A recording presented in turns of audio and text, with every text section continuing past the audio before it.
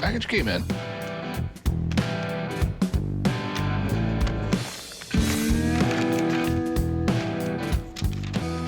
High gold and silver enclosed a James Bond Visa credit card that was made for the 2006 film Casino Royale. That is really cool. 4,001, 2, 3, 4, 5, 6, 7, 8, 9, 007.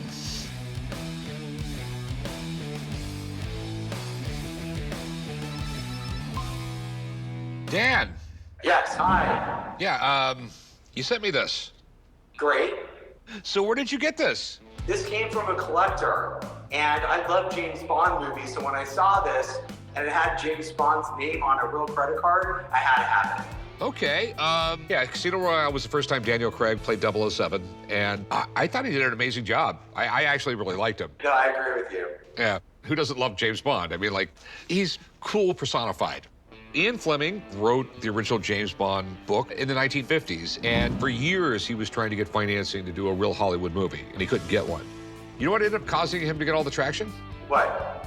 JFK in Life magazine said he absolutely loved James Bond novels, and after that, they just flew off the shelves. He had no problem getting films produced, and that's what, you know, created the James Bond we know today.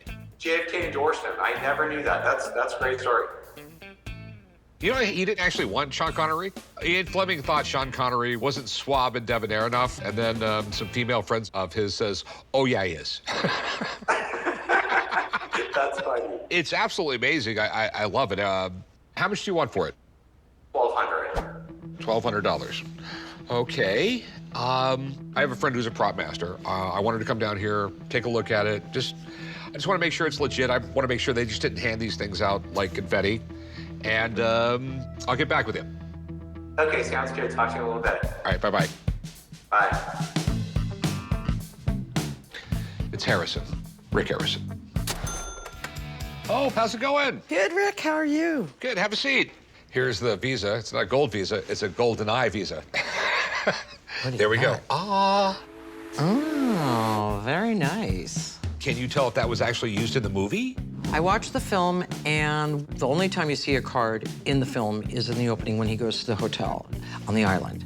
And when he's handing her the card, I couldn't understand why it was so dark on the back, but now I know why, because there is no information back there. It's amazing how, like, it ends at 007 and the expiration date is 0707. That is a pretty fun thing to say, that it's an 0707. What I do know, though, when we were doing product placement for Visa cards, the companies would actually give us a 1-year expiration date. They didn't give us like the 5-year that you get with a normal card. And Casino Royale came out in 2006, and it's a 2007 expiration date. But it is kind of coincident that it's 0707. Says James Bond, it helps them with their character. So I actually think that you have a real prop here. Okay, cool. What do you think it's worth? I think it's a pretty nice piece.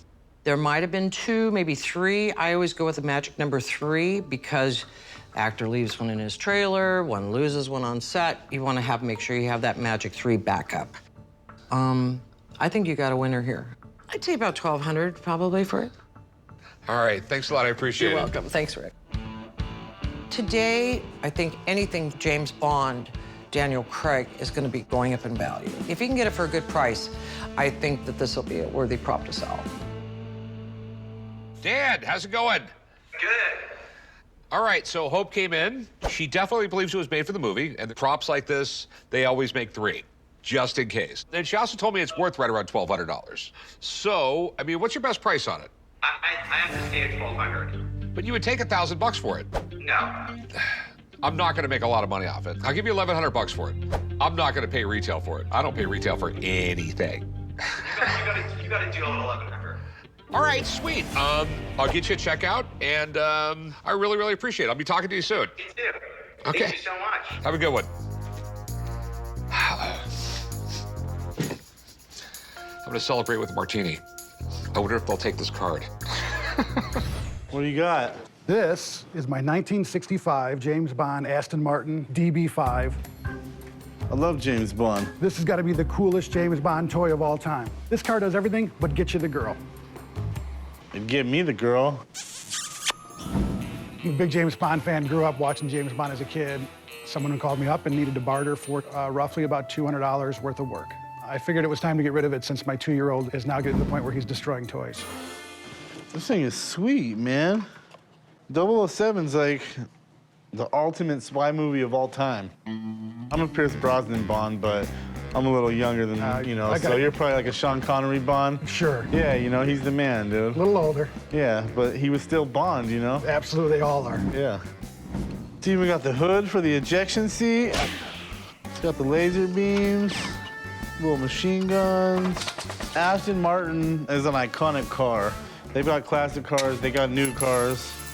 Oh, I guess I just ejected Bond. Well, we know that the ejection seat works. You hadn't tried that before? I hadn't. I figured, I didn't want to break it, but we'll let you do that. Hey, and it still works, so that's good. This car is pretty sweet, and there's James Bond fans in every generation. This car will be pretty easy to sell. So what do you want to do with it? Well, I'd like to sell it. I've done a little bit of research, and these cars are anywhere from $200 to $2,000. And I know when you look at old vintage toys like this, that the box is really an important part of it. And this is a pretty nice box. So, I'd like to get a fair price for it. That's a lot of money. I mean, if you have a few minutes, I could call a friend of mine up, and he has a toy shop a few blocks from here. I mean, he could probably get over here pretty quick. I'd love to know more about it. I don't know much. I'm tempted to make this guy an offer right now, but I know I gotta do what's best and get another set of eyes on this thing. This is amazing. I mean, everybody knows, this is the most iconic car in movie history. Goldfinger was the first big Bond blockbuster of the time. This toy is an exact replica of the original. In the 1960s, when the Goldfinger movie hit, it was a huge blockbuster, and every guy in the world wanted to be James Bond. So is this a pretty advanced toy for 1965? Definitely. This is when they started to get into the battery-operated toys, and then a lot more functionality. See, your compartment looks really clean. That's what we want to see here. There's no corrosion. Sometimes people will put the batteries in there, leave it in there, and then acid will get everywhere.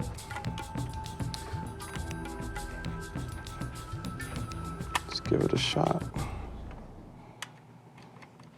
It's not working.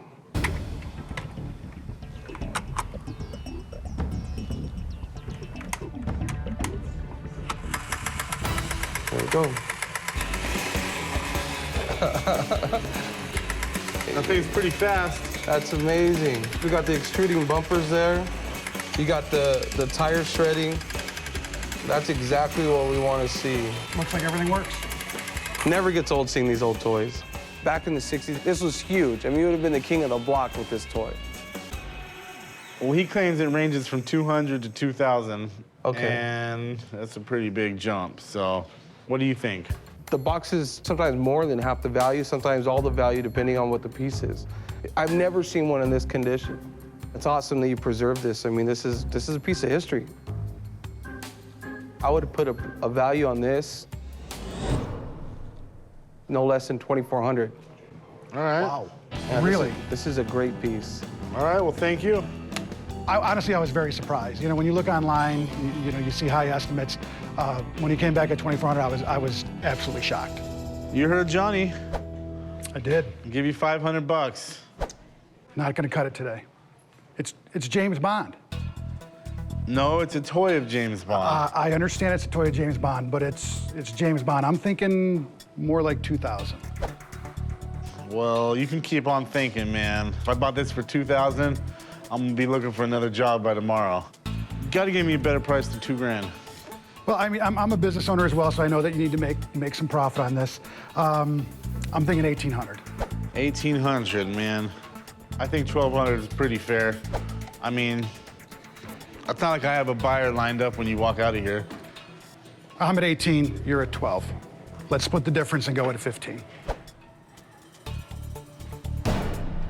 All right, $1,350. 1,500. $1,350. 15. 14. 1,450. $1,450. Done. Sold. All right, I'll meet you right over here at the counter. Okay, thanks. All right, thank you. Rick's pretty smart about a lot of things, but the best thing he ever taught me is the old handshake deal. Hello. Hi, how you doing? Pretty good. I have some James Bond bubblegum cards. James Bond bubblegum cards. From the movie Thunderball? Yes. Oh, this is way cool. Sean Connery was the best James Bond, though, plain and simple. Yeah, a lot of people say I look a lot like him. I get the same thing. I'm here today to sell my James Bond Thunderball bubblegum cards. I've had them for over 50 years. I think the cards are worth $350, and I think they're quite rare. It was an amazing franchise. I still love James Bond movies, but when I was a kid, I thought it was just the coolest thing ever. He got to do all the cool stuff. He had the cool car. He had the girls. He lived the life. He'd come out of the water in a wetsuit and has a tuxedo underneath it, so how Yeah. cool is that? 58 years later, Still cool. still cool. So where'd you get these? When I was younger, we had a five and dime store that every Friday is when they would come out with a new series of cards on there. You got a piece of bubble gum and about 5 cards with it. And what, they were 5 cents? 5 cents. So this is the complete set? Complete set. All right. So here's the big question. How much you want for them? I'd like to get $350 out of them. Okay. I have no idea what they're worth. I know these are collectible. How collectible, I don't know. But I do have a buddy that has a toy shop that deals with this stuff that is right across the street. So let me go give him a call, and hopefully he'll know all about this. Looking forward to his opinion. Okay. Harrison. Rick Harrison. Like I said on the phone, James Bond trading cards, villains with an eye patch. You know, because like in the 60s, you could not have a villain unless they had an eye patch for some reason. You had to have an eye patch for sure. When Thunderball came out, it's in the theater for a while. You had a chance to go see it a few times. But once those were gone, you don't have like we do today, where we can go back and watch the movies and see them readily at our fingertips. Right. So these card sets were big with kids because you could go back and kind of relive those moments in the cards. That's kind of where these stemmed from and why they were so collectible at the time. Philadelphia Gum Company actually produced these. And at the time, Philadelphia was producing a lot of card sets. They had actually done a deal with the NFL, but they were a gum company. You probably paid around 5 cents for the pack of cards with the gum in them. The cards actually became another way to sell gum rather than selling the trading cards. Says he has the full set here. Relatively good shape. Middle of the road anyway. Let me take a look at them and see. So as you get into grading or looking at like the overall conditions, you're looking at sharpness of the corners, the borders, the color of the cards, the surface, and then if they're centered or not. So there's a lot of factors that actually go into how these cards are done. You know, the cards look like they're in fair condition. It does look like the complete set here. I would say that overall that the set is probably, out of a 10, it's probably a 7, maybe 6.5. It's a nice set. I don't know that you'd have a hard time selling the set. So what do you think it's worth? In the case of this set, being middle of the road, I think it probably sits around $80 for this set complete. Really? There's a lot of Bond collectors out there. But with anything, Rick, you know as well as I do, especially in the world of cards, people are always looking to upgrade. This set isn't going to be an upgrade set for somebody. This is going to be a set that's going to be a starter set for someone. Well, I thought they'd be a little more, worth more than that. They seem to me like they're in pristine condition.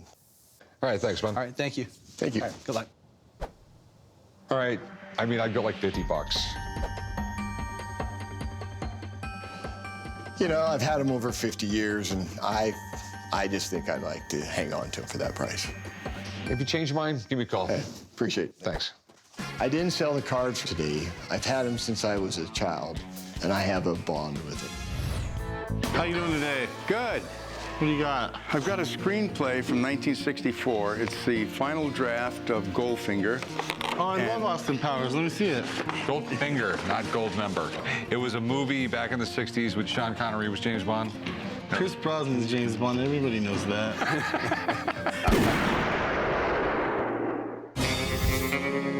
I came to the pawn shop today to see if they were interested in the original final draft script of Goldfinger. I'm not sure of the value because I've had it for 38 years, and but I'd like to raise $1,000 on it.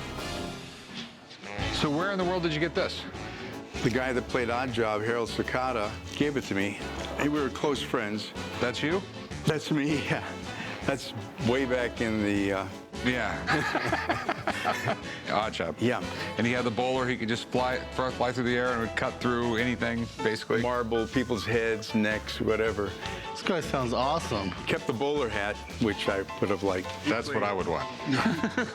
Goldfinger came out in 1964 and was the third James Bond movie. The other movies were successful, but this one made James Bond an international icon. I mean, cinemas were playing it 24 hours a day. So what was Goldfinger about? Goldfinger was going to rob Fort Knox. And he also smuggled gold. His Rolls Royce was cast out of gold, and they couldn't figure out how he was getting it from country to country. Pretty cool, huh? I'd like a Rolls Royce now of gold. What's different about this script is that there's no lines marked in there because Oddjob had no lines. Yeah, that's right. He didn't say anything, did he? No, nothing, except when he was electrocuted in Fort Knox. It was, Okay. This item is neat.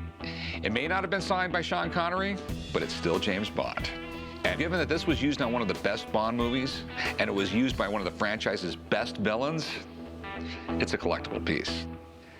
So what do you want to do with it? I'd like to sell it. Okay. And what I love about it is, hey, it's James Bond. Yeah, with Sean Connery. Right, which I think probably was the best James Bond. I think he was, too. Let's act out a scene real quick. No, you couldn't do that. I'll play the guy who doesn't talk. We don't have time. Plus, I don't think I could stand to watch it. Check this out. How much do you want for this? I'd like $1,000. Is he acting or not? What are you doing? I'm acting. Pretty good, huh? Pretty good. Anyway, I think $500 is more in order. I mean, that's literally what I think it's worth. That'll work. Okay. All right. It's a deal. All right, Chum, you want to write them up? I'm still acting. Pretty Go good. write. Stop acting. Go write them up. All right, I'll stop acting. Yeah, I made a deal for $500. I feel pretty good. All right, 500, there you go. Thank you. All right, have a good day. You know, the heavyset guy in there with the tattoos, he could have done Oddjob's part, because no lines. He's got that deadly look. Bond, I think you've made your point. Goldfinger, thank you for the demonstration. Goldfinger, choose your next witticism carefully, Mr. Bond. It may be your last.